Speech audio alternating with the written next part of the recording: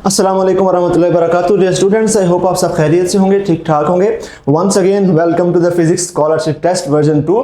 इसमें हमने देखना है आज की वीडियो में कि कौन कौन से क्वेश्चंस आपके इस सेकंड स्कॉलरशिप में जो आपको मुश्किल लगे हैं उनकी सॉल्यूशंस क्या थी, क्या क्या उनमें कॉन्सेप्ट्स आपके इन्वॉल्व होते थे, क्या क्या चीज़ें आपने मिस की वाइल स्टडिंग, जिसकी वजह से आप इस स्कॉलरशिप टेस्ट में अच्छा परफॉर्म नहीं कर पाए।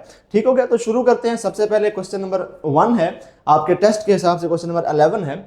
तो क्वेश्चन की स्टेटमेंट पढ़ते हैं, साथ आपको डायग्राम दी गई है इस क्वेश्चन में। क्वेश्चन है कि इस डायग्राम को गौर से देखें and tell us that in the following figure the deflection of the galvanometer would be the greatest when the magnet is at what point. आपको 3 पॉइंट्स दे दी हैं, मैग्नेट यहां पर है और नीचे गिर रहा है। फिर मैग्नेट इस पॉइंट पर आ जाएगा जब वो कॉइल के अंदर होगा। फिर जब कॉइल के अंदर से गुजरकर मैग्नेट नीचे चला जाएगा तो इसको हमने पॉइंट सी कहा हुआ है। ठीक है ना, एक मैग्नेट सिंपली ड्रॉप किया है और डिफरेंट इंस्टेंट्स पर हमने पॉइंट्स दे दिए हैं उसको कि पॉइंट ए पर है, अभी भी ड्रॉप किया, पॉइंट बी पर वो कॉइल में से गुजर रहा है, पॉइंट सी पर कॉइल में से गुजर के नीचे जा रहा है, और साथ उस कॉइल के साथ एक गैल्वेनोमीटर लगा हुआ है। तो गैल्वेनोमीटर करंट कैलकुलेट करता है। ठीक है, तो जब हम मैग्नेट को गिराएंगे, मैग्नेट इस कॉइल के रिलेटिव मूव करेगा और इस कॉइल में इंड्यूस्ड करंट पैदा होगा और वो इंड्यूस्ड करंट इस गैल्वेनोमीटर के थ्रू हम क्या कर लेंगे, मेजर कर लेंगे।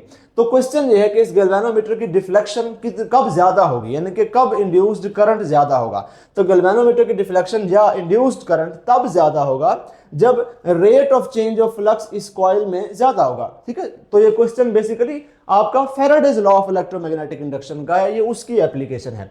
Faraday's law of electromagnetic induction क्या कहता है कि जब rate of change of flux सबसे ज्यादा हो, यानी कि जब मैग्नेट और कॉइल की आपस में रिलेटिव मोशन सबसे ज्यादा हो, तो उस वक्त इंड्यूस्ड ईएमएफ भी सबसे ज्यादा होती है और अगर सर्किट क्लोज है तो इंड्यूस्ड करंट भी सबसे ज्यादा ही होगा। तो देखें जरा, जब हम मैग्नेट को शुरू में ड्रॉप करेंगे तो बिल्कुल इनिशियली तो उसकी वेलोसिटी जीरो होगी, ऑब्वियसली जब अभी ड्रॉप ही किया है। थोड़ा सा वो जब नीचे आएगा तो थोड़ी सी उसकी वेलोसिटी इंक्रीज होना शुरू हो जाएगी। जैसे जैसे वो नीचे आता जाएगा ग्रेविटी की वजह से एक्सेलरेट होता जाएगा। तो इस पॉइंट पर पहुंचकर बी वाले पॉइंट पर उसकी वेलोसिटी थोड़ी सी मजीद ज्यादा हो जाएगी, सी वाले पॉइंट पर उसकी वेलोसिटी सबसे ज्यादा होगी। ठीक है, तो गैल्वेनोमीटर की डिफ्लेक्शन में यहां पर जरा ड्रॉ करता हूं आपके सामने, कुछ इस तरह की होगी। यहां पर वर्टिकली मैं वोल्टेज या करंट आप ड्रॉ कर लें, एसी में डजंट मैटर। यहां पर मैं टाइम ड्रॉ करता हूं, तो पॉइंट ए पर शुरू में जब ये नीचे आ रहा होगा गैल्वेनोमीटर कॉइल की तरफ, तो उस वक्त हमें एक हल्की सी पॉजिटिव डिफ्लेक्शन देखने को मिलेगी। उसके बाद ये उसके ऑपोजिटली मूव करना शुरू हो गया है। ठीक है ना, पहले मैग्नेट कॉइल के करीब आ रहा था, अब वही मैग्नेट कॉइल के दूर जा रहा है। तो जब मैग्नेट कॉइल के करीब आ रहा था तो तब डायरेक्शन ऑफ इंड्यूस्ड करंट जो है वो होगी एंटी क्लॉकवाइज। यहां पर आप लेंजेस लॉ अप्लाई करके देख सकते हैं, जब opposite to the direction of coil जा रहा है, वो दूर जा रहा है, तो उस वक्त direction of induced current through this coil will be then clockwise, opposite हो जाएगा। तो हमारे पास जो डायग्राम बनेगी, इनिशियली हम पॉजिटिव साइकिल बना देंगे और उसके बाद फिर नेगेटिव साइकिल बना देंगे। और याद रहे कि पॉजिटिव साइकिल कि एम्पलीट्यूड उसका कम होगा और नेगेटिव साइकिल का एम्पलीट्यूड ज्यादा होगा, क्योंकि जब कॉइल के करीब आ रहा था मैग्नेट तो तब हमें ये डिफ्लेक्शन देखने को मिली, जब वही मैग्नेट कॉइल से दूर जा रहा था तो फिर ये डिफ्लेक्शन देखने को मिली। इस वक्त rate of change of flux कम था तो छोटी डिफ्लेक्शन है। यहां पर मैग्नेट अच्छा खासा एक्सेलरेट हो चुका था, ज्यादा रिलेटिव मोशन है, ज्यादा rate of change of flux है, तो इसलिए नेगेटिव वाला साइकिल मैंने बड़ा बनाया है। ठीक है ना, तो इस किस्म की हमें डिफ्लेक्शन देखने को मिलेगी इस गैल्वेनोमीटर में। अब क्वेश्चन ये है कि सबसे हाईएस्ट डिफ्लेक्शन कहां पर है, तो ये वाला तो पॉइंट ए पर हो गया, ये वाला है ना पॉइंट सी पर, जब वो उससे अवे जा रहा है तो ये ज्यादा बड़ी डिफ्लेक्शन है। ऑल्दो ये नेगेटिव है लेकिन ज्यादा करंट इसी पॉइंट पर ही है ना, तो पॉइंट सी पर रिलेटिव मोशन मैग्नेट की और इस कॉइल की सबसे ज्यादा है, तो इसलिए पॉइंट सी पर rate of change of flux भी ज्यादा है और फैराडेज लॉ के मुताबिक इसी पॉइंट पर ही इंड्यूस्ड ईएमएफ और इंड्यूस्ड करंट सबसे ज्यादा होंगे। सो आप सी ऑप्शन को सिलेक्ट कर लेंगे एज योर करेक्ट ऑप्शन। अब ये फैराडेज लॉ का कितना इंटरेस्टिंग सा आपको क्वेश्चन देखा गया। In this way you can apply your existing knowledge to solve MDCAT based questions. अगले क्वेश्चन की तरफ चलते हैं। क्वेश्चन नंबर 12 है, which of the following statements is not true. तो जो ट्रू होती जाएंगी उसको रूल आउट करते जाएंगे। पहली स्टेटमेंट क्या है कि terminal potential difference is always lesser than the batteries EMF whenever current is being drawn from the battery. तो बिल्कुल बात ठीक है, नॉर्मल जब करंट ड्रॉ किया जा रहा होता है बैटरी से तो हमारे पास जो फॉर्मूला होता है वो ये होता है कि टर्मिनल पोटेंशियल डिफरेंस में आप ये आई आर की वैल्यू ऐड करेंगे तो तब ईएमएफ बनेगा, यानी कि टर्मिनल पोटेंशियल डिफरेंस से ईएमएफ की वैल्यू ज्यादा आएगी। यानी कि terminal potential difference is lesser than EMF by an amount I R. तो पहली स्टेटमेंट तो करेक्ट है। Single 3 volt battery of internal resistance R offers lesser power loss in internal resistance than two 1.5 volt batteries of same internal resistance are but connected in series। अब ये question क्या कह रहा है? क्वेश्चन ये कह रहा है, ये क्वेश्चन है बैटरीज के सीरीज और पैरेलल कॉम्बिनेशन का। आपने रेजिस्टर्स का सीरीज और पैरेलल कॉम्बिनेशन पढ़ा है, ये बैटरीज का सीरीज और पैरेलल कॉम्बिनेशन है। हम बाकायदा पूरा टॉपिक भी पढ़ेंगे अपने रेगुलर सेशन में। एक बैटरी यहां पर है और इसके साथ एक और बैटरी जोड़ दी है मैंने, ठीक है। इस बैटरी की भी इंटरनल रेजिस्टेंस है, अगली बैटरी की भी इंटरनल रेजिस्टेंस है। जब मैं इनको सीरीज में जोड़ूंगा तो अगर ये बैटरी 1.5 वोल्ट्स की है, ये बैटरी भी 1.5 वोल्ट्स की है, तो जब इनको सीरीज में जोड़ूंगा तो टोटल मुझे ये कॉम्बिनेशन 3 वोल्ट्स का आउटपुट देगा। इसकी इंटरनल रेजिस्टेंस R है, इसकी इंटरनल रेजिस्टेंस R है, तो टोटल ये 3 वोल्ट की जब मुझे कॉम्बिनेशन मिलेगी तो साथ 2R की इंटरनल रेजिस्टेंस का भी सामना करना पड़ेगा। ये मेरा लॉस हो जाएगा, यहाँ पर इसमें पावर लॉस हो जाएगा। दूसरी चीज, अगर मैं इसकी बजाय सिर्फ एक 3 वोल्ट की बैटरी यूज करता हूं, उसकी भी इंटरनल रेजिस्टेंस इस R के बराबर है, तो अब यहां पर ये वाला कॉम्बिनेशन मुझे क्या दे रहा है? 3 वोल्ट दे रहा है, इंटरनल रेजिस्टेंस सिर्फ R दे रहा है, तो इसकी निस्बत इंटरनल रेजिस्टेंस कम है। तो अगर मैं सिंगल 3 वोल्ट की बैटरी यूज करूं जिसकी इंटरनल रेजिस्टेंस R हो, तो वो बेहतर चॉइस नहीं है एज कंपेयर टू अगर मैं दो 1.5 वोल्ट की बैटरीज को जोड़ के 3 वोल्ट ले रहा हूं, क्योंकि दोनों की R है, वो इंटरनल रेजिस्टेंस भी ऐड अप हो जाएगी। तो ये बात भी बिल्कुल ठीक है दूसरी वाली कि सिंगल 3 वोल्ट बैटरी अगर मैं यूज करूंगा तो it will offer lesser power loss as compare to a combination which has two 1.5 volt batteries. ये भी करेक्ट स्टेटमेंट हो गई। सी है कि एक वायर को अगर आप दो इक्वल हाफ्स में कट करें और फिर दोनों इक्वल हाफ्स को दोबारा सीरीज में जोड़ दें तो वही दोबारा इक्विवेलेंट रेजिस्टेंस आ जाएगी। फॉर एग्जांपल, ये एक वायर है, इसकी रेजिस्टेंस है R, मैंने इसको दो छोटे छोटे पीसेस में डिवाइड कर दिया, तो एक पीस की रेजिस्टेंस R/2 हो गई, दूसरे पीस की रेजिस्टेंस भी R/2 होगी, और इन R/2 वाले पीसेस को दोबारा सीरीज में जोड़ दिया तो दोबारा इनकी इक्विवेलेंट रेजिस्टेंस अगेन वही R ही आ जाएगी ना। तो ये बात भी बिल्कुल ठीक है। So all of these statements are true, इनमें से कोई भी स्टेटमेंट इनकरेक्ट नहीं है। अगले क्वेश्चन पर चलते हैं, क्वेश्चन नंबर 13 पर। अब ये बड़ा मजे का क्वेश्चन है, इसकी डिटेल डिस्कशन भी हम इंशाल्लाह अपने रेगुलर सेशन में देखेंगे। अभी मैं एक्सप्लेन कर देता हूं आपको। क्वेश्चन ये है कि इनमें से कौन से केसेस में ईएमएफ इंड्यूस होगी। अब आपने इमोशनल ईएमएफ जब पढ़ा तो आपके जहनों में एक बात बिठाई गई कि जी इमोशनल ईएमएफ है VBL sin थीटा। तो याद कर लो बच्चों के जी sin थीटा जब 90 होगा तो sin theta positive, sin theta 1 होगा, और आपके पास जो इमोशनल ईएमएफ है वो सबसे ज्यादा होगी। ठीक है ना, ये बात आपको सिखाई गई। यानी कि आपको बताया गया है कि जब जब कंडक्टर को हम मैग्नेटिक फील्ड के परपेंडिकुलर मूव करते हैं तो तब तब हमारे पास मोशनल ईएमएफ मैक्सिमम होती है। लेकिन आपने मारा है रट्टा। आपको अगर ये बात बताई गई है और आपने इस बात को यूज करके इस क्वेश्चन में आप कंफ्यूज हुए हैं तो आपने गलत पढ़ा है मोशनल ईएमएफ को। अब इन सारे केसेस में ये conductor perpendicular to the magnetic field ही मूव कर रहा है। यहां पर magnetic field into the page है, कंडक्टर उसके परपेंडिकुलर मूव कर रहा है। यहां पर भी magnetic field into the page है, कंडक्टर की वेलोसिटी उसके परपेंडिकुलर है। यहां पर मैग्नेटिक फील्ड ऊपर है, कंडक्टर इधर अगेन परपेंडिकुलर है। यहां पर मैग्नेटिक फील्ड इधर है, कंडक्टर ऊपर जा रहा है, अगेन परपेंडिकुलर है। तो क्या हो क्या रहा है यहां पर? सारे केसेस में तो इंड्यूस्ड ईएमएफ नहीं है, ऑब्वियसली क्वेश्चन में तो प्रॉब्लम नहीं है। तो इसका जवाब है सिर्फ इस केस में ईएमएफ इंड्यूस होगी। अब ऐसा क्यों है? ऐसा इसलिए है कि मोशनल ईएमएफ का जो बेसिक कॉन्सेप्ट है ना, आप मोशनल ईएमएफ में अक्सर ये वाली डायग्राम देखते हैं, ठीक है ना, इस किस्म की डायग्राम होती है, कंडक्टर सीधा यूं आ रहा होता है। तो होता क्या है कि इस कंडक्टर के अंदर सपोज इस पॉइंट पर एक पॉजिटिव चार्ज रखा हुआ है, ठीक है। जब हम कंडक्टर को मूव करते हैं तो इसके अंदर का ये पॉजिटिव चार्ज भी उस तरफ मूव करता है, ठीक है ना। यहाँ तो समझ में आती है, आहिस्ता आहिस्ता समझाऊंगा, टेंशन नहीं लेनी। तो क्या होगा कि कंडक्टर के अंदर वाला चार्ज V इस तरफ मूव कर रहा है, जबकि direction of magnetic field B जो है वो इनटू द पेज है। तो इस चार्ज के ऊपर फोर्स लगेगी, force on a moving charge in magnetic field वाला कॉन्सेप्ट। वो फोर्स कितने के बराबर होगी? F is equal to Q into V cross B के बराबर होगी। यानी कि V और B का cross product right hand rule से निकालेंगे तो हमारे पास F की डायरेक्शन आ सकती है। तो अगर आप V को B में रोटेट करें तो आपको पता चलेगा कि इस चार्ज के ऊपर जो मैग्नेटिक फोर्स लगेगी वो ऊपर की तरफ होगी। This will be the direction of magnetic force on this charge which is residing inside the conductor. तो क्या होगा, सारे के सारे पॉजिटिव चार्जेस ऊपर इकट्ठे हो जाएंगे, तो ऊपर वाला जो एंड है ये पॉजिटिवली चार्ज हो जाएगा। सारे पॉजिटिव चार्जेस ऊपर चले गए तो नीचे बाकी नेगेटिव बच गए, तो नीचे वाला एंड नेगेटिवली चार्ज हो जाएगा। तो होता क्या है कि इस केस में कंडक्टर के दोनों एंड्स के बीच में पोटेंशियल डिफरेंस क्रिएट हो जाता है। ये है इस सारी डिस्कशन का मतलब। तो जब पोटेंशियल डिफरेंस क्रिएट होगा तो अगर हम इस एंड को किसी एक्सटर्नल सर्किट से जोड़कर इसके साथ जोड़ दें तो करंट फ्लो करना शुरू हो जाएगा, इंड्यूस्ड ईएमएफ भी होगा, इंड्यूस्ड करंट भी होगा। ये बात है मोशनल ईएमएफ की। लेकिन व्हाट इफ ये चार्जेस उधर इकट्ठे हो ही ना, व्हाट इफ इसका एक एंड पॉजिटिवली चार्ज और दूसरा एंड नेगेटिवली चार्ज हो ही ना।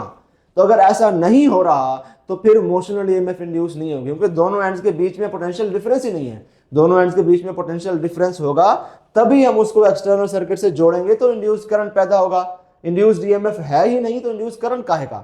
ठीक है, तो ये चीज इन बाकी ऑप्शंस में नहीं है। इन बाकी ऑप्शंस में कंडक्टर के दोनों एंड्स के बीच में ईएमएफ इंड्यूस नहीं होता। अब आप कहेंगे सर कैसे नहीं होता, हमें जरा एक्सप्लेन तो करें। तो जरूर एक्सप्लेन करते हैं जनाब, यही तो करना है।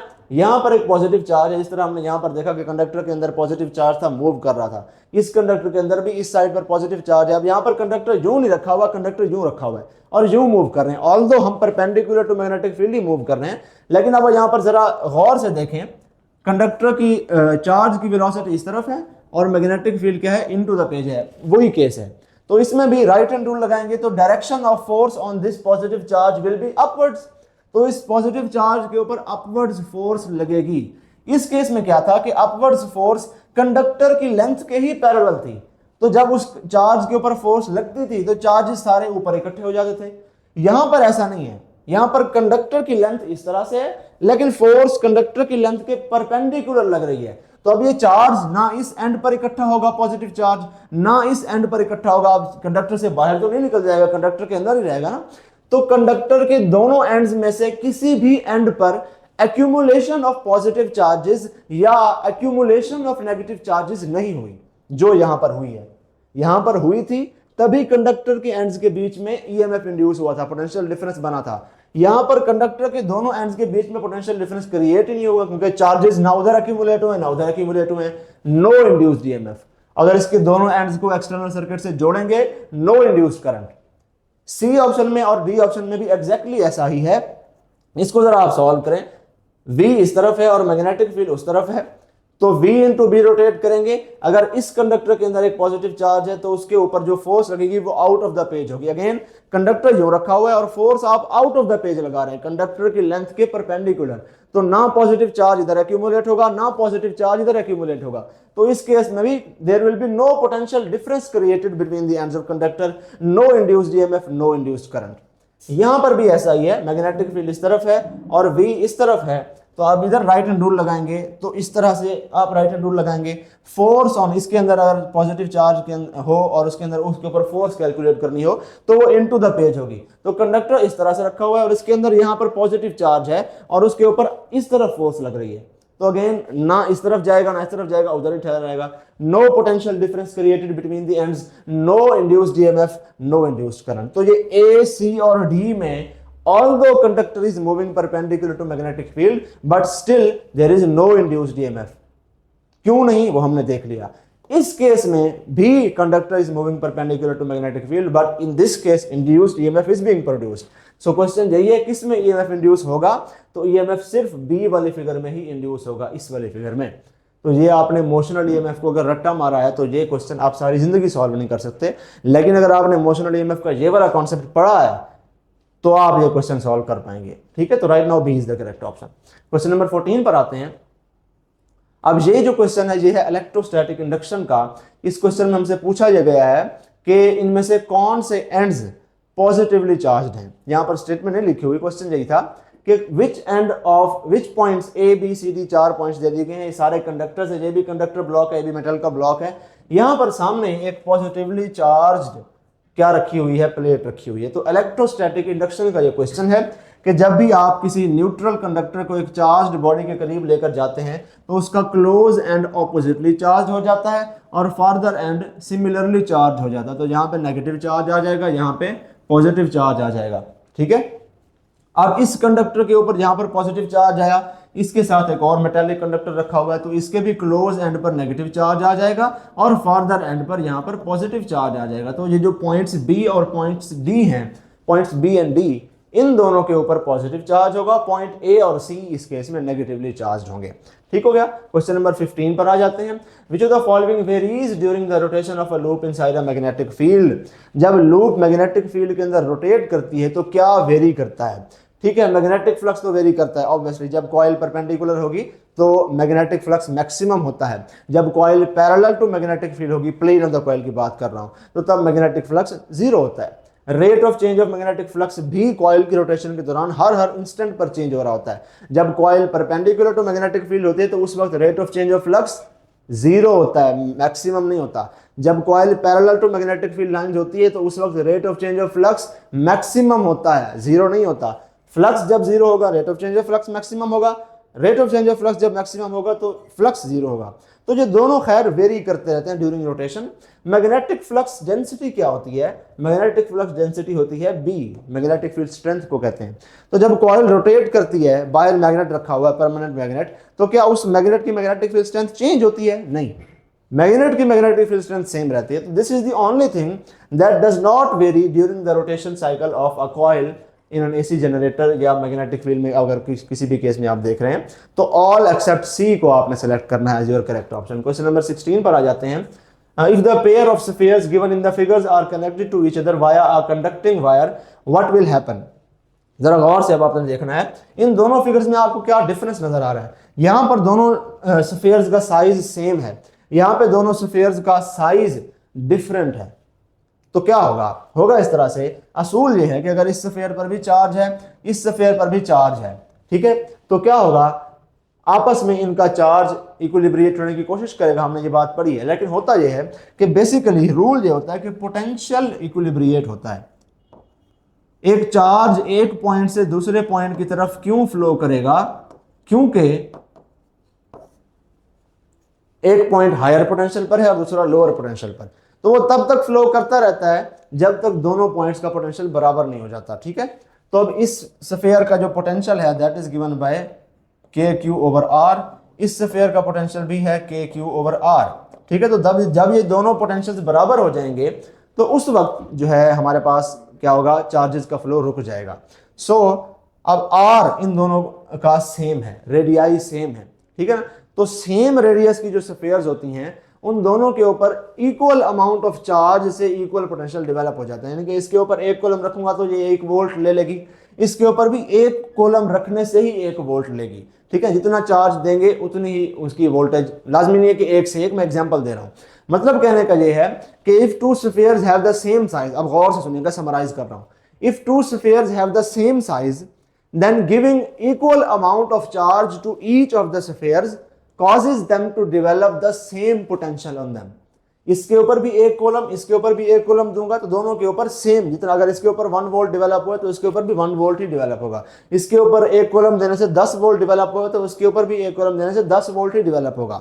ठीक है, तो चूंकि दोनों के साइजेस सेम है तो पोटेंशियल उसी पॉइंट पर जाकर ही इक्विलिब्रिएट होता है जब दोनों के चार्जेस इक्विलिब्रिएट हो जाते हैं। इसके ऊपर और चार्ज है, इसके ऊपर और चार्ज है, मैंने दोनों को जोड़ दिया तो चार्जेस तब तक फ्लो करेंगे जब तक इसका चार्ज भी क्यू हो जाए, इसका चार्ज भी क्यू हो जाए, चार्जेस बराबर हो जाए। ठीक है, उस पॉइंट पर दोनों की पोटेंशियल भी बराबर हो जाएगी। ठीक है, अब इधर आते हैं।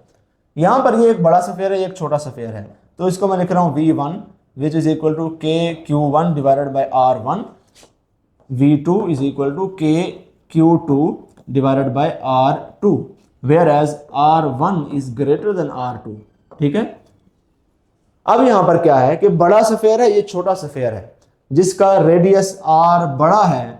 ठीक है, उसके ऊपर उतना ही चार्ज देंगे तो उसका पोटेंशियल कम होगा। इसके ऊपर एक कॉलम चार्ज दूंगा, ये सपोज 1 वोल्ट का पोटेंशियल डेवलप करता है, इसके ऊपर एक कॉलम का चार्ज दूंगा तो ये ज्यादा पोटेंशियल 2 वोल्ट 3 वोल्ट शायद कर ले। ठीक है ना, डिपेंडिंग अपॉन के उसका साइज कितना कम है उससे। ठीक है, तो यहां पर इस चीज को समराइज करूं, गौर से सुनिएगा कि if two spheres have different sizes, the sphere with the larger size develops smaller potential for the same amount of charge as compared to the potential developed by the smaller sphere for the same amount of charge। ये बात समझ में नहीं आई, video को ये पीछे करें, ये बड़ी अच्छी लाइन बोली है मैंने, ये लिख भी लें जरा, ठीक है। तो जो बड़ी स्फीयर होती है उसके ऊपर जितना चार्ज डालेंगे उसके ऊपर कम पोटेंशियल डेवलप होता है, छोटी स्फीयर पर उतना ही चार्ज डालें तो उसके ऊपर पोटेंशियल जो है वो ज्यादा डेवलप हो जाता है, ठीक है। तो क्या होगा कि इन दोनों के बीच में जब पोटेंशियल इक्विलिब्रिएट होगा, हम दोनों को जोड़ेंगे आपस में, तो जब पोटेंशियल इक्विलिब्रिएट होगा, सपोज इसके ऊपर भी 1 वोल्ट आ गया, इसके ऊपर भी 1 वोल्ट आ गया, तो चार्जेस का फ्लो स्टॉप हो जाएगा। लेकिन उस वक्त इसके ऊपर जितना चार्ज है उतना ही चार्ज उसके ऊपर नहीं होगा, ठीक है ना। इसके ऊपर उतनी सेम ही चीज के बदले में डिफरेंट अमाउंट ऑफ चार्ज होगा, तो चार्जेस इक्विलिब्रिएट इस केस में नहीं होंगे, इस केस में चार्जेस इक्विलिब्रिएट होंगे। पोटेंशियल दोनों केसेस में इक्विलिब्रिएट होगा, लेकिन चार्जेस सिर्फ यहां पर इक्विलिब्रिएट होंगे, ठीक है। तो इसका जवाब क्या होगा कि charges will be equalised for pair 1 but not for pair 2, because pair 2 में साइजेस डिफरेंट हैं।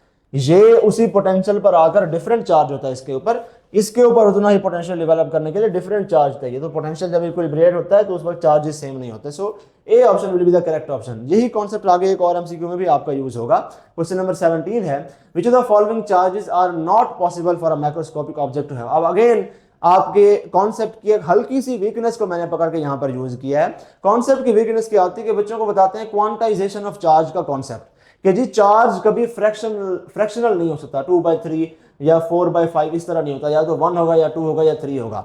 लेकिन वो साथ ये बताते नहीं है कि 2/3 क्या, 2/3 ऑफ व्हाट। तो होता इस तरह से, क्वांटाइजेशन ऑफ चार्ज ये होता है कि या तो चार्ज 1e होगा एक इलेक्ट्रॉन का, या 2e या 3e। 2/3e नहीं होगा, इलेक्ट्रॉन का 2/3 चार्ज नहीं हो सकता, क्योंकि इलेक्ट्रॉन तो या तो पूरा ट्रांसफर होगा या तो नहीं होगा। 4/5e नहीं होगा। अब क्वेश्चन में आपको कहीं पर e दिया हुआ है? नहीं दिया हुआ, यहां पर है 2/3 कूलम। 2/3 कूलम तो पॉसिबल है ना, देखिए 1.6 कूलम तो पॉसिबल है, लेकिन 1.6e पॉसिबल नहीं है। तो क्वांटाइजेशन ऑफ चार्ज का जो कॉन्सेप्ट है, जो हम ये राग लाते हैं कि जी फ्रैक्शनल चार्ज नहीं है, फ्रैक्शनल चार्ज नहीं है, वो इस e वाली वैल्यू के बारे में है। इसको कहते हैं एलिमेंट्री चार्ज। इस एलिमेंट्री चार्ज की फ्रैक्शन नहीं ले सकते आप, वो मैक्रोस्कोपिक ऑब्जेक्ट्स के ऊपर नहीं होती है। माइक्रोस्कोपिक ऑब्जेक्ट्स के ऊपर स्टिल होती है, क्वार्क्स के ऊपर फ्रैक्शनल चार्ज ऑफ ई भी होता है, तो वो अलग बात है। मैक्रोस्कोपिक ऑब्जेक्ट्स इसलिए मैंने लिखा। तो ये सारे के सारे कूलम हैं, ये सारे पॉसिबल हैं, इनमें से ऐसा नहीं है कि कोई पॉसिबल ना हो, ठीक है। तो ये इसका D option is the correct one. Question number 18 है, अब ये है concept force on a wire, current carrying wire in a magnetic field का। यहां पर देखें, यहां पर मैंने डॉट बनाया हुआ है, तो ये डॉट शो कर रहा है आपके करंट को। तो current out of the field है, आउट ऑफ द पेज है, ठीक है। तो करंट अगर आउट ऑफ द पेज है तो इस करंट कैरिंग कंडक्टर की मैग्नेटिक फील्ड एंटी क्लॉकवाइज होगी, वो भी मैंने आपको यहां पर एरोज की फॉर्म में दे दिया है, ठीक है। तो current out of the page है, उस करंट की वजह से मैग्नेटिक फील्ड एंटी क्लॉकवाइज है। बाहर वाली मैग्नेटिक फील्ड को हमने इस एरो से शो किया हुआ है, व्हाइट एरो से। तो आपने बताना है कि इस कंडक्टर के ऊपर फोर्स किस तरफ लगेगी, ठीक है। तो होता इस तरह से, आपके पास अब दो ऑप्शन है, या तो आप यूज कर लें फ्लेमिंग लेफ्ट हैंड रूल, जिसमें आप अपने इंडेक्स फिंगर को मैग्नेटिक फील्ड की डायरेक्शन में रखते हैं, मिडिल फिंगर को करंट की डायरेक्शन में रखते हैं, और आपको थंब बता देगा कि इसके ऊपर डायरेक्शन ऑफ फोर्स अपवर्ड्स होगी, ठीक है। ये तो एक आसान बात हो गई। लेकिन डायरेक्शन अपवर्ड्स क्यों होगी? क्योंकि मैग्नेटिक फील्ड हमेशा weaker part of the magnetic field की तरफ पुश करती है। तो होता क्या है कि नीचे वाली साइड पर एक्सटर्नल मैग्नेटिक फील्ड भी इस तरफ है, नीचे वाली साइड पर इस करंट की वजह से पैदा होने वाली फील्ड भी उसी तरफ है। तो नीचे वाली साइड पर मैग्नेटिक फील्ड स्ट्रांग हो जाएगी, ऐसे लिख रहा हूं मैं। ऊपर वाली साइड पर एक्सटर्नल मैग्नेटिक फील्ड इस तरफ है, लेकिन ऊपर वाली साइड पर देखेंगे एंटी क्लॉकवाइज है ना, तो इस करंट की वजह से पैदा होने वाली फील्ड उसके ऑपोजिट है। तो ऊपर मैग्नेटिक फील्ड वीकर होगी, तो stronger magnetic field weaker magnetic field की तरफ इसको पुश कर देगी। तो direction of motion of this wire will be upwards, इसके ऊपर अपवर्ड्स डिफ्लेक्शन हो जाएगी। A option is the correct one. Question number 19 के ऊपर आ जाते हैं कि गैल्वेनोमीटर की जो रीडिंग है फॉलोइंग फिगर में वो क्या होगी। इसमें आपको फिगर दे दी जाएगी इंशाल्लाह। उसमें क्वेश्चन इस तरह से आपको बताया गया है कि ये है बैटरी, इसके साथ हमने यहाँ पर एक वोल्ट मीटर जोड़ दिया, बैटरी की ईएमएफ है ई, यहाँ पर है आर, यहाँ पर एक गैल्वेनोमीटर आपको दिया जाएगा, और इस तरह से यहाँ पर एक एक्सटर्नल रेजिस्टेंस होगी, ठीक है। और करंट एक फ्लो करेगा, वो करंट इस गैल्वेनोमीटर में जो है वो रीड किया जाएगा, ठीक है। अब होता इस तरह से है कि ये जो करंट है, यही करंट इस सारी की सारी सर्किट में से फ्लो करेगा। इंटरनल रेजिस्टेंस में से भी वही करंट होगा, इधर भी वही करंट होगा। ये डायरेक्शन मैंने थोड़ी सी उल्टी बना दी। इंटरनल रेजिस्टेंस में भी करंट वही होगा जो इधर होगा, सारा का सारा सेम करंट फ्लो करेगा। तो अगर मैं इस सर्किट कंपोनेंट के अक्रॉस फाइंड आउट करना चाहूँ करंट कितना है, तो फॉर्मूला होता है कि उसी सर्किट कंपोनेंट के अक्रॉस जो पोटेंशियल डिफरेंस है वो न्यूमरेटर में लिखें, I is equal to V over R होता है ना। नीचे उस सर्किट कंपोनेंट के रेजिस्टेंस लिखें और ऊपर लिखें कि उस सर्किट कंपोनेंट को कितनी पोटेंशियल डिफरेंस मिल रही है। अगर EMF है 10 वोल्ट तो आप मुझे बताएं कि इसको 10 वोल्ट मिल रहा होगा? नहीं, इसको 10 वोल्ट से कम मिल रहा होगा। Current is being drawn from the battery, so terminal potential difference जो एक्सटर्नल सर्किट को बेसिकली मिलता है वो EMF से कम ही होता है। अगर इसको 10 वोल्ट की बैटरी के साथ कनेक्ट किया है तो हो सकता है इसको 9 वोल्ट मिल रहा हो।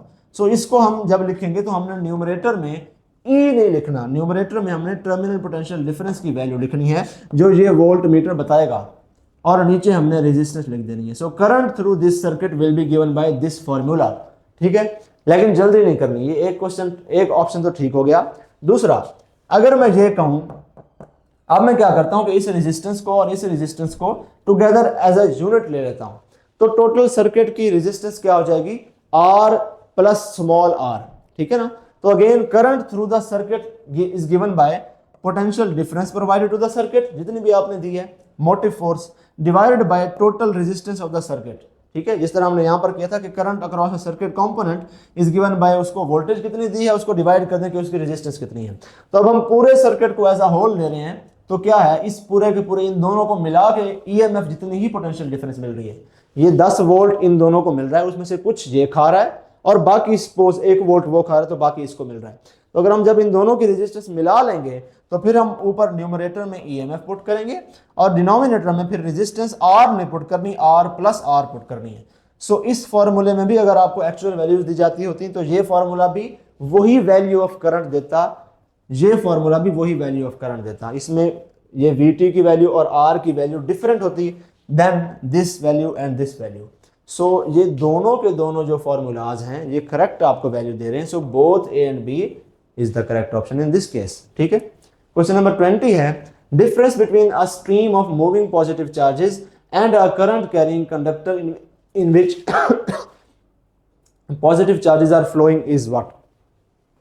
ये बहुत सारे पॉजिटिव चार्जेस हैं जो मूव कर रहे हैं इस तरफ, एक पूरा का पूरा स्ट्रीम ऑफ पॉजिटिव चार्जेस है। दूसरी तरफ एक करंट कैरिंग कंडक्टर है, उसके अंदर पॉजिटिव चार्ज जो है वो मूव कर रहा है। तो क्वेश्चन ये है कि इन दोनों में क्या फर्क है? ठीक है ना। तो इन दोनों में फर्क ये है कि यहाँ पर सिर्फ पॉजिटिव चार्जेस हैं, यहाँ पर पॉजिटिव चार्जेस कंडक्टर के अंदर ही मूव कर रहे हैं। ठीक है ना। तो ओवरऑल इस स्ट्रीम के ऊपर चार्ज है। आप अगर आपसे पूछा जाए कि क्या ये स्ट्रीम पॉजिटिवली चार्ज है, आप कहेंगे हाँ। आपसे पूछा जाए क्या ये कंडक्टर पॉजिटिवली चार्ज है, आप कहेंगे नहीं, कंडक्टर न्यूट्रल था, आपने उसको एक्सटर्नल फील्ड दी, करंट उसमें से फ्लो करना शुरू हो गया, वो स्टिल न्यूट्रल है, चार्ज नहीं हो गया। ये बात हमने पिछले स्कॉलरशिप टेस्ट अगर आपने दिया उसमें भी डिस्कस की थी कि ये कंडक्टर न्यूट्रल ही रहता है, तो इसकी विसिनिटी में इलेक्ट्रिक फील्ड आउटसाइड नहीं होती। ठीक है ना, इलेक्ट्रिक फील्ड आउटसाइड नहीं होती, magnetic field outside the conductor पाई जाती है। यानी कि इसके करीब में अगर कोई मैग्नेट लेकर आऊंगा तो वो अट्रैक्ट या रिपेल होगा, लेकिन इसके करीब में कोई चार्ज लेकर आऊंगा तो वो अट्रैक्ट रिपेल नहीं होगा। ये कॉन्सेप्ट हम इंशाल्लाह डिटेल से अपने रेगुलर सेशन में भी डिस्कस करेंगे। तो इसके अंदर लेकिन इलेक्ट्रिक फील्ड होती है जो हमने इसको पॉजिटिव एंड और नेगेटिव एंड से जोड़ के प्रोड्यूस की है। सो इसके अंदर इलेक्ट्रिक फील्ड होगी, बाहर नहीं होगी। इस केस में क्या है कि इसके बाहर इलेक्ट्रिक फील्ड भी होगी, क्योंकि ये चार्जेस मूव कर रहे हैं, तो इन चार्जेस प्योर चार्जेस हैं, इनकी इलेक्ट्रिक फील्ड भी है, तो इलेक्ट्रिक फील्ड भी होगी आउटसाइड एंड मैग्नेटिक फील्ड भी होगी, दोनों होगी। ये इन दोनों का डिफरेंस है। अब ऑप्शन पढ़ते हैं। Electric field is present within the beam but not within the conductor. Within the conductor तो है, स्टेटमेंट कैंसिल कर दें। Magnetic field is present outside the beam but not outside the conductor. Outside the conductor भी तो है, statement cancel कर दें, none of this. D option will be the correct option. Easy हो गया। क्वेश्चन नंबर 21 है, यहाँ पर अब आपको मालूम करना है कि करंट कैरिंग कंडक्टर के बीच में और मैग्नेट के बीच में फोर्स ऑफ अट्रैक्शन होगी कि रिपल्शन होगी। अब यहाँ पर आपका उस तरह का तुक्का नहीं चलेगा जो आपने यहाँ पर लगाया कि फ्लेमिंग लेफ्ट हैंड रूल लगा दिया। यहाँ पर मैंने बताया ना कि स्ट्रॉन्गर पार्ट ऑफ फील्ड से वीकर पार्ट ऑफ फील्ड की तरफ हमेशा मूव करता है। ये कॉन्सेप्ट अब आपका चेक हुआ है इस क्वेश्चन में, ताकि हम जानें कि किसने इस टॉपिक को अच्छे तरीके से पढ़ा है। तो आपने देखना है कि इस करंट कैरिंग कंडक्टर और इस मैग्नेट के बीच में मैग्नेटिक फील्ड स्ट्रांग हुई है कि वीक हुई है। अगर इन दोनों के बीच में इस रीजन में मैग्नेटिक फील्ड वीक हो जाएगी तो ये अट्रैक्ट हो जाएंगे। अगर इस रीजन में मैग्नेटिक फील्ड स्ट्रांगर हो जाएगी इन दोनों के बीच में तो वो उसको स्प्रेड अपार्ट कर देगी, रिपल्शन क्रिएट हो जाएगी। ये है कॉन्सेप्ट। अब इसमें है किस तरह से कि इस तरह से कंडक्टर रखा हुआ है, इस तरह से कंडक्टर रखा हुआ है और इसके साथ यूं नॉर्थ पोल और साउथ पोल रखा हुआ है लाइक दिस। ठीक है, इसको इमेजिन कर लें। कंडक्टर यूं है, 3D में ही है डायग्राम। तो अब है क्या कि करंट इसमें से इस तरफ फ्लो कर रहा है, तो डायरेक्शन ऑफ मैग्नेटिक फील्ड यहां से ऊपर आएगी, यहां से अंदर जाएगी। तो below the conductor direction of magnetic field किधर है? इनटू द पेज है। ठीक है, अब यहां पर मैग्नेट रखा हुआ है। अब मैग्नेट को देखें, मैग्नेट इस तरह से रखा हुआ है, इसके ऊपर कंडक्टर है। मैग्नेट का नॉर्थ पोल अंदर है, साउथ पोल इस तरफ है। ठीक है ना, तो नॉर्थ पोल से मैग्नेटिक फील्ड लाइन ऐसे निकलती हैं, यूं वापस आती हैं, साउथ पोल में जाती हैं, ऐसे होता है ना। तो अब कंडक्टर और मैग्नेटिक फील्ड के बीच में magnetic field due to this magnet outward है। ठीक है, कंडक्टर की मैग्नेटिक फील्ड इस रीजन में इनवर्ड थी, मैग्नेट की मैग्नेटिक फील्ड में की इस मैग्नेटिक फील्ड लाइन इस फील्ड में आउटवर्ड है। तो मैं यहाँ पर अगर क्रॉसेस डॉट से समझाऊं तो ज़्यादा ईजी होगा। यहाँ पर मैं अगर डॉट बना दूं तो ये जो डॉट है ये सारे के सारे आपको बताएंगे कि कंडक्टर की मैग्नेटिक फील्ड, मैग्नेट की मैग्नेटिक फील्ड किस तरफ है?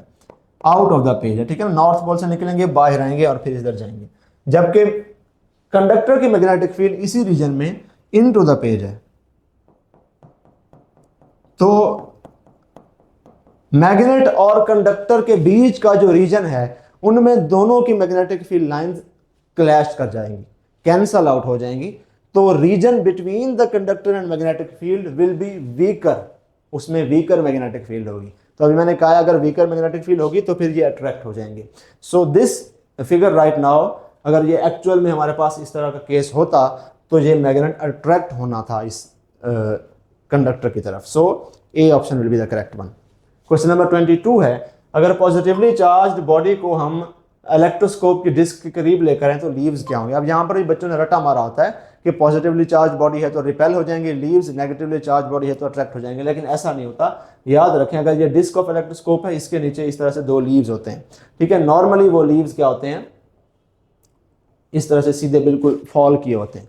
अगर इस कंडक्टर, इस पूरे के पूरे इलेक्ट्रोस्कोप को मैं पॉजिटिव चार्ज दे दूंगा तो इसके लीव स्प्रेड आउट हो जाते हैं। फिर मैं एक और पॉजिटिवली चार्ज ऑब्जेक्ट इस डिस्क के करीब लेकर आऊंगा तो ये लीव्स फर्दर स्प्रेड आउट हो जाएंगे, यानी कि डिफ्लेक्शन में इंक्रीज देखने को मिलेगा। अगर मैं नेगेटिवली चार्ज ऑब्जेक्ट लेकर आ रहा हूं यहां पर इंस्टेड ऑफ पॉजिटिवली चार्ज,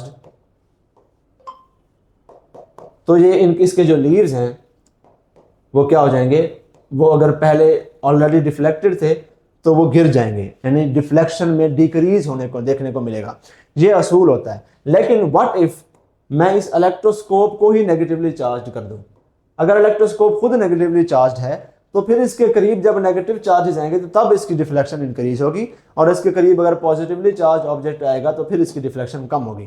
तो समझने वाली बात यह है कि अगर इलेक्ट्रोस्कोप पर और जो ऑब्जेक्ट आप लेकर आ रहे हैं दोनों पर सिमिलर चार्ज है तो लीव्स में जो ऑलरेडी डिफ्लेक्शन है वो इंक्रीज हो जाएगी।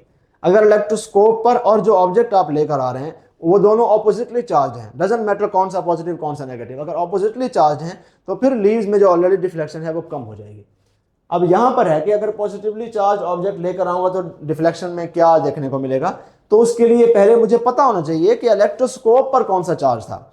अगर इलेक्ट्रोस्कोप पर खुद पॉजिटिव चार्ज था और मैंने पॉजिटिव चार्ज उसके करीब लेकर आया तो डिफ्लेक्शन बढ़ेगी।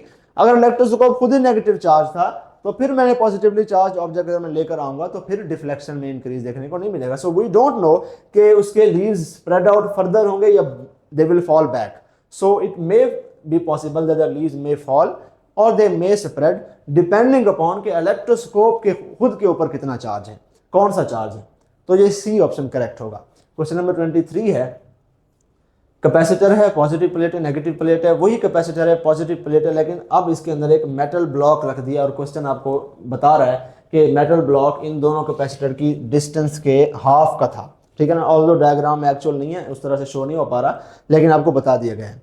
तो होता यह है कि मेटल ब्लॉक आपने जब डाल दिया, ज़्यादातर बच्चे ये कहते हैं कि जी मेटल की, ज़्यादा साइंसदान बनने की कोशिश करते हैं कि जी मेटल्स की क्या होती है, रिलेटिव परमिटिविटी इन्फिनिटी होती है, ठीक है। ये कॉन्सेप्ट आप लड़ाने की कोशिश करते हैं, उस बेस पर इस क्वेश्चन को सॉल्व करते हैं तो गलत हो जाता है, लेकिन ऐसा नहीं है। अब यहाँ पर आपने मेटल को पूरा का पूरा इस स्पेस में फिल नहीं किया, तो you are not using metal as a dielectric है, तो ये रिलेटिव परमिटिविटी वाला चक्कर है ही नहीं, ठीक है ना। आपने यूं समझे सिंपली इस मेटल को जब उस कैपेसिटर की प्लेट के साथ टच किया तो ये दोनों एक सिंगल बॉडी के तौर पे एक्ट कर रही है।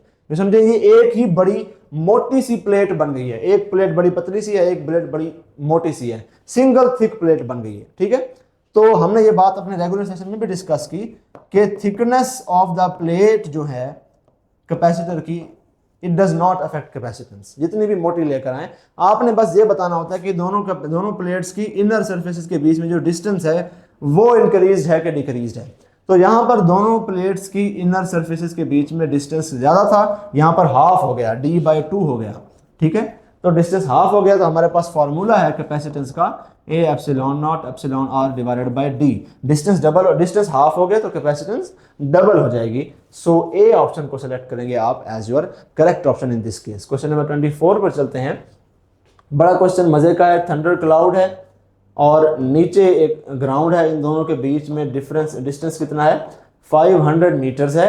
पोटेंशियल डिफरेंस इन दोनों के बीच में आपको दिया गया है 200 मेगावोल्ट्स, और आपको कहा गया है कि अगर एक रेन ड्रॉप यहाँ पर क्या हो with a charge of this is in the region between the cloud and the ground, तो what is the electric force on the drop. यहाँ पर एक रेन ड्रॉप है, उसके ऊपर इतना चार्ज है, तो इसके ऊपर इलेक्ट्रिक फोर्स निकालनी है। तो सबसे पहले आपको पता होना चाहिए electric force is equal to charge multiplied by electric field strength. Electric field strength is equal to potential difference divided by distance. तो ये फार्मूला आप यूज करेंगे, आपके पास ये तीनों वैल्यूज हैं और आपके पास जो आंसर आएगा दैट विल बी 1.6 × 10⁻⁶ न्यूटन। इतने न्यूटन की फोर्स इस ड्रॉपलेट के ऊपर लगेगी।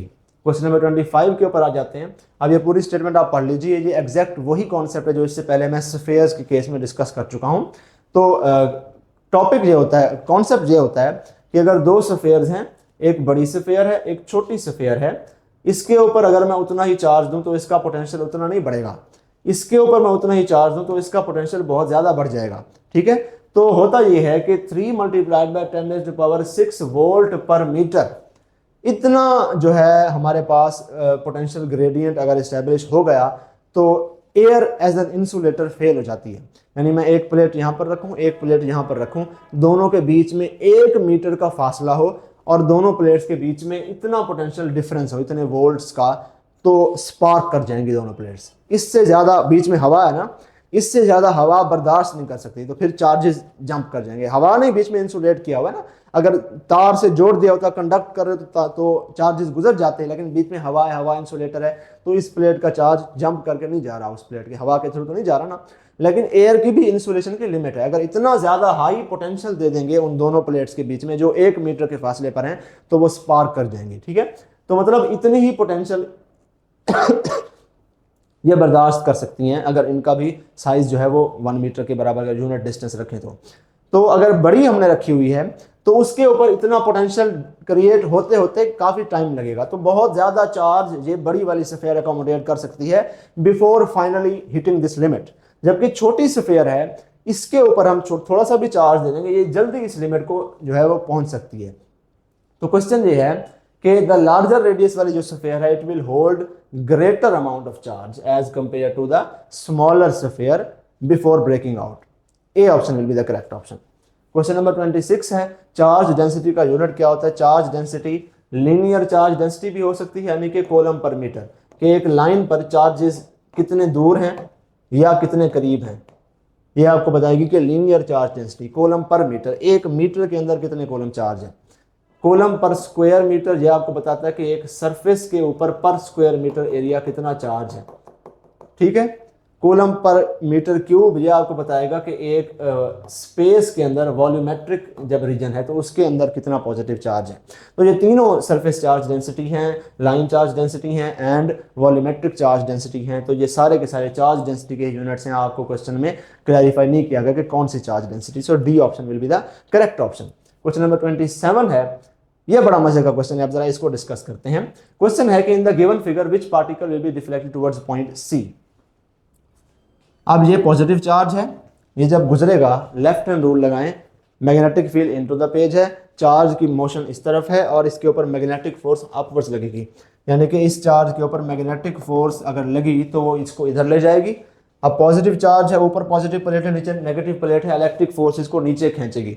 इस चार्ज के ऊपर अगर इलेक्ट्रिक फोर्स लगी तो वो इसको पॉइंट सी पर ले जाएगी, लेकिन इसकी जो स्पीड है वो है v, whereas v is given by the ratio of e divided by b। तो जितनी बैलेंसिंग स्पीड होनी चाहिए, वेलोसिटी सेलेक्टर का क्वेश्चन है, एक मखसूस स्पीड वाले चार्जेस इस स्पीड वाले चार्जेस सीधे गुजर जाते हैं क्योंकि उनके ऊपर मैग्नेटिक फोर्स और इलेक्ट्रिक फोर्स बराबर हो जाती है। तो ये वाली स्पीड वाले सारे पार्टिकल्स गुजर जाएंगे। तो ये पॉजिटिव चार्ज उसी स्पीड से जा रहा है तो ये सीधा जाके पॉइंट ए पर लग जाएगा, ये तो डिफ्लेक्ट नहीं होगा। इसको हमने कर दिया रूल आउट। अगला चार्ज देखते हैं। अगला चार्ज है पॉजिटिवली चार्ज, लेकिन उसकी जो स्पीड है वो 2 टाइम्स ऑफ v है, जितनी रिक्वायर्ड स्पीड है उससे डबल है। तो याद रहे कि मैग्नेटिक फील्ड, मैग्नेटिक फोर्स जो है that is q into v cross b, जबकि electric force is equal to QE। ठीक है, तो अगर किसी चार्ज की स्पीड ज्यादा है तो उसके ऊपर लगने वाली इलेक्ट्रिक फोर्स इंक्रीज नहीं होगी, उसके ऊपर लगने वाली मैग्नेटिक फोर्स इंक्रीज हो जाएगी। ठीक है ना, तो मैग्नेटिक फोर्स ज्यादा लगेगी इस पॉजिटिव चार्ज के ऊपर, तो मैग्नेटिक फोर्स की डायरेक्शन थी बी वाली, तो ये वाला जो चार्ज है ये मैग्नेटिक फोर्स की तरफ डिफ्लेक्ट हो जाएगा क्योंकि इसके ऊपर लगने वाली मैग्नेटिक फोर्स ज्यादा है as compare to electric force. Electric force plates तो वही है, उनकी इलेक्ट्रिक फील्ड जो चेंज नहीं की ना हमने, स्पीड से वो इफेक्ट नहीं होती। अब आ जाए तीसरे के ऊपर, ये है नेगेटिव चार्ज। अब इसको हम किस तरह से देखेंगे। नेगेटिव चार्ज है तो प्लेट नीचे नेगेटिव वाली है, ऊपर पॉजिटिव वाली है, तो इलेक्ट्रिक फील्ड की तरफ अगर ये डिफ्लेक्ट हुआ तो ये इधर जाके डिफ्लेक्ट होगा। मैग्नेटिक फील्ड की तरफ अगर ये डिफ्लेक्ट हुआ तो फिर ये इधर जाके डिफ्लेक्ट होगा। अगर इस चार्ज की स्पीड भी v के बराबर ही होती जितनी ये है तो ये भी सीधा a पर ही जाके लगता, डिफ्लेक्ट ना होता, लेकिन इसकी स्पीड 2v है, ज्यादा है, तो मैग्नेटिक फोर्स की तरफ डिफ्लेक्ट होगा। नेगेटिव चार्ज है तो इसकी मैग्नेटिक फोर्स इसको इधर लेकर जाएगी। तो ये जो तीसरा वाला चार्ज है बेसिकली Q1 है, this will be deflected towards this point. C option will be the correct option, बल्कि Q1 ओनली। हाँ, Q1 is the only charge that will be deflected towards point C. पहला वाला charge A पर लगेगा, ये Q2 जो है ये B पर जाके लगेगा, ये वाला C पर जाके लगेगा।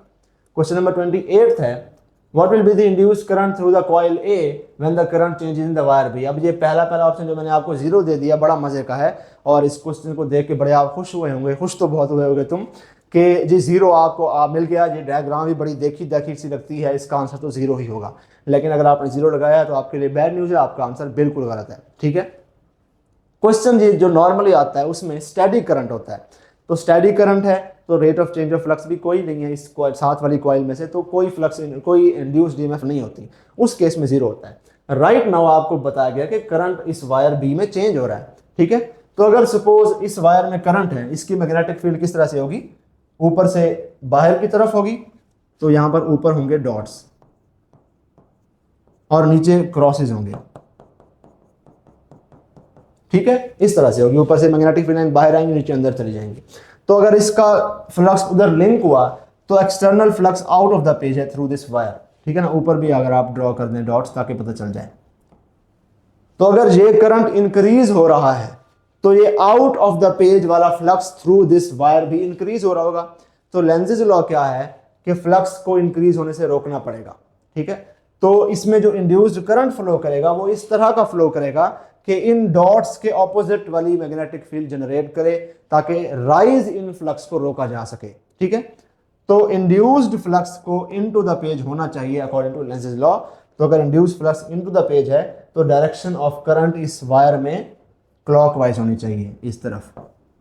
सो if current in the wire B increases then clockwise induced current will be present in the coil A.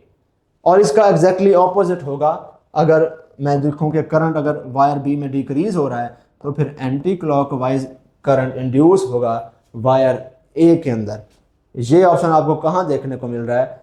When current increases it will be clockwise, when current decreases it will be anti clockwise. ये हमने यही बात की है बिल्कुल। तो C option will be the correct option. ये Lenz law आपको ले डूबेगा, इसको जरा गौर से करना है। लेंज़ लॉ के सारे केसेस डिफरेंट तरीकों से, उनमें एक इस तरह का भी केस होगा, कॉपर रिंग गिर रही है वो केस भी होगा, वो सारे हम रेगुलर सेशन में डिस्कस करेंगे इसी तरीके से, ताकि आपको ये लेंज़ लॉ आ जाए एक बार। क्वेश्चन नंबर 29 है। अब आपको एक करंट कैरिंग कंडक्टर दे दिया गया है, यहाँ पर क्रॉस सेक्शन छोटा है, यहाँ पर पॉइंट बी पर क्रॉस सेक्शन ज़्यादा है, पॉइंट सी पर क्रॉस सेक्शन उससे भी ज़्यादा है। तो क्वेश्चन ये है कि इसमें से किस पॉइंट पर rate of flow of charge ज़्यादा होगा। तो ऐसा नहीं कहना कि यहाँ पर पाइप बड़ा है तो यहाँ पर जिस तरह से बड़े पाइप में से ज़्यादा पानी गुजरता है तो यहाँ पर ज़्यादा पानी गुजर जाएगा, नहीं, ऐसा नहीं होता, ठीक है ना। इस क्रॉस सेक्शन पर सपोज अगर मैं कहता हूँ कि 1 सेकंड में 1 कूलम चार्ज निकल रहा है, तो आगे इस क्रॉस सेक्शन में भी 1 सेकंड में 1 कूलम चार्ज ही गुजरेगा। इस क्रॉस सेक्शन में भी 1 कूलम सेकंड चार्ज, एक कूलम चार्ज 1 सेकंड में ही गुजरेगा। अगर मैं ये कहूँ कि जी यहाँ पर 1 सेकंड में 1 कूलम गुजर रहा है, rate of flow of charge कम है, और यहाँ पर 2 कूलम पर सेकंड है, यानी कि 2 एम्पीयर का करंट है तो 2 कूलम पर सेकंड है, तो ये law of conservation of charge के खिलाफ होगा। जाहिर सी बात है ना, आपको कहता है कि जी ये पहले दरवाजे में से 1 मिनट में 1 बंदा आ रहा है और अगले दरवाजे में 1 मिनट में से 1 मिनट में 2 बंदे गुजर रहे हैं, तो वो बीच में एक और बंदा किधर से आया, ठीक है ना। ये बात समझ में नहीं आती। तो ये ऐसा अपीयर होगा कि एज इफ यहाँ पर चार्ज प्रोड्यूस हो रहा है, इसलिए पीछे rate of flow of charge कम है, आगे ज़्यादा है, तो ये law of conservation of charge के खिलाफ होगा। तो ये बात आपने याद रखनी है कि अगर कंडक्टर सेम है तो उसका क्रॉस सेक्शन अगर आपने ऑल्टर किया है तो उससे करंट पे कोई इफेक्ट नहीं पड़ता, rate of flow of charge same ही रहता है। काफ़ी बच्चों ने यहाँ पर ना ये कॉन्सेप्ट लड़ाया कि जी एरिया बढ़ गया तो रेजिस्टेंस कम हो जाएगी, रेजिस्टेंस कम होगी तो कंडक्टर, ऐसा नहीं होता, ठीक है। वो डिफरेंट वायर्स के केस में होता है कि आपने एक वायर ली उसका एरिया कम है, दूसरी वायर ली उसका एरिया ज़्यादा है, दोनों को सेम वोल्टेज देंगे तो फिर जो बड़ी मोटी वायर है उसमें से करंट ज़्यादा फ्लो करेगा, वो उस केस में होता है, सेम कंडक्टर में नहीं होता। So all these points will have the same rate of flow of charge. D option correct होगा। क्वेश्चन नंबर 30 है हमारा, आई गेस ये आखिरी क्वेश्चन है बिल्कुल। Which of the following statements is incorrect? A straight current carrying conductor का उसका north pole south pole नहीं होता। अभी इसको साइड पर रखते हैं, पहले बाकी देख लेते हैं। Solenoid of wire acts as a bar magnet.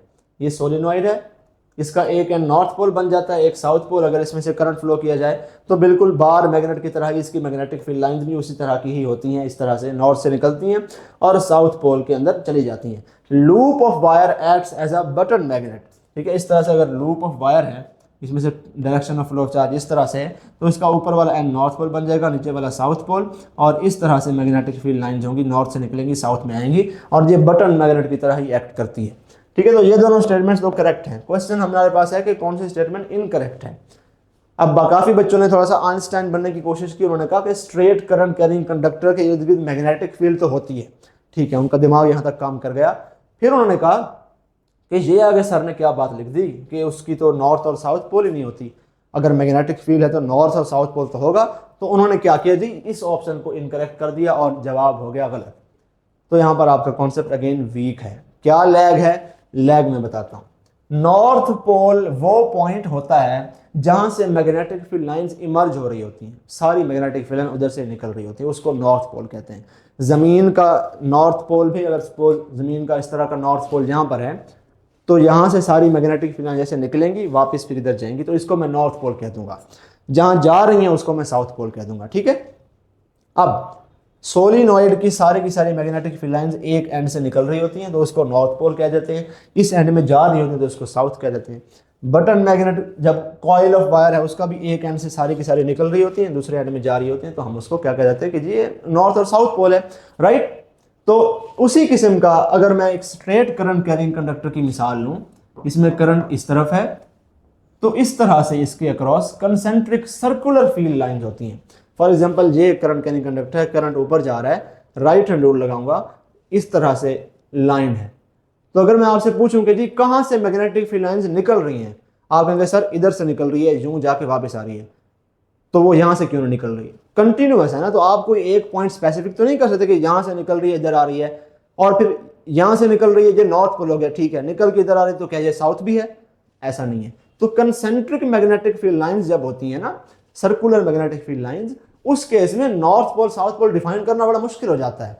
तो हम डिफाइन करते ही नहीं है north pole south pole. Magnetic field lines can exist without a north pole and south pole. Magnetic field can exist without a north pole and south pole. तो आप कहेंगे sir हमें पता कैसे चलेगा कि ये वायर दूसरे को अट्रैक्ट करेगी कि रिपेल करेगी? तो अभी हमने पीछे क्वेश्चन पढ़ा ना, एक वायर थी, नीचे मैग्नेट रखा हुआ था, तो हमने पता लगा लिया ना कि अट्रैक्ट करेगी कि रिपेल करेगी। वो इसी बेस पर हम करते हैं कि कहाँ पर मैग्नेटिक फील्ड वीक है, कहाँ पर स्ट्रांग है। तो जहाँ पे स्ट्रांग है उस तरफ से वीक वाली साइड पर उसको पुश कर देगी।